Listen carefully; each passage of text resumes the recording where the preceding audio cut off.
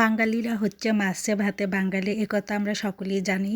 এরকম যদি গরম গরম ভাতের সাথে লাউ শাক ভাজি, মাশকালের ডাল, বোরার মাছের তরকারি থাকে তাহলে আর তার কিছুই লাগে না। আসসালামু আলাইকুম, সবাইকে শানুস ডেইলি কিচেনের পক্ষ থেকে স্বাগতম। প্রথমে আমি গাছ থেকে লাউ শাক পেড়ে নেব। আর লাউ শাকগুলো আমার নিজ হাতে লাগানো বাগানের গাছের লাউ শাকগুলো তুলে নেব। আর এই ভিডিওটা আমার অনেক আগের করা ছিল, সময়ের অভাবে পোস্ট করা হয়নি। এই তো লাউ শাক তুলে নিলাম। এখন লাউ শাকগুলো সুন্দর করে বেছে নেব, নিয়ে ধুয়ে নেব। তারপর হচ্ছে প্যানে দিয়ে দিচ্ছি।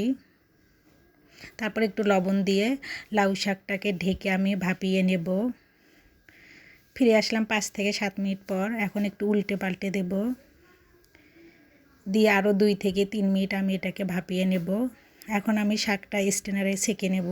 আর প্যানে দিয়ে দিয়েছি পরিমাণ মতো তেল, পেঁয়াজ কুচি, কিছু রসুন কুচি, পরিমাণ মতো লবণ, সামান্য একটু হলুদ গুঁড়া, যাতে শাকের কালারটা সবুজ থাকে এই জন্য আমি হলুদ গুঁড়াটা দিই। তারপরে দিয়ে দিলাম কাঁচামরিচ কুচি, দিয়ে সুন্দর মতো একটু ব্রাউন কালার করে ভেজে নেব। এখন ভাপিয়ে রাখা শাকটা দিয়ে দিচ্ছি। এখন উল্টে পাল্টে সুন্দর মতো আমি ভেজে নেব। আর কে কে এরকম করে লাউ শাক ভাজি খেয়েছেন অবশ্যই কমেন্ট বক্সে কমেন্ট করবেন, এবং কার কাছে কেমন লাগলো সেটাও জানাবেন।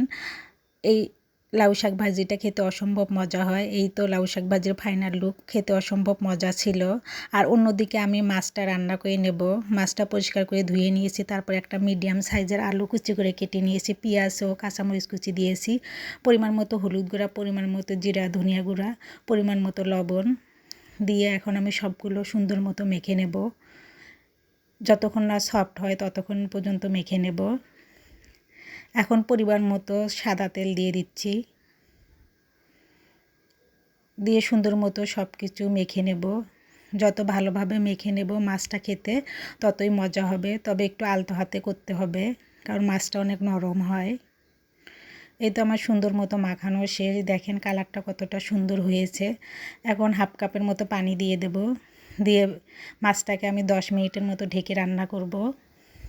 ফিরে আসলাম 10 মিনিট পর। এখন একটু ঝাঁকি দিয়ে দেব, দিয়ে ঢেকে আরও 2 থেকে 3 মিনিট রান্না করব। এ ফাঁকে আবার একটু নেড়ে চেড়ে দিচ্ছি, দিয়ে ঢেকে আরও 2-3 মিনিট রান্না করে নেব। এই তো মাছ রান্নাটা শেষ। দেখতে যেমন সুন্দর হয়েছে, খেতেও অসম্ভব মজা ছিল। আপনারা কে কে এই মাছটা খেতে পছন্দ করেন অবশ্যই জানাবেন।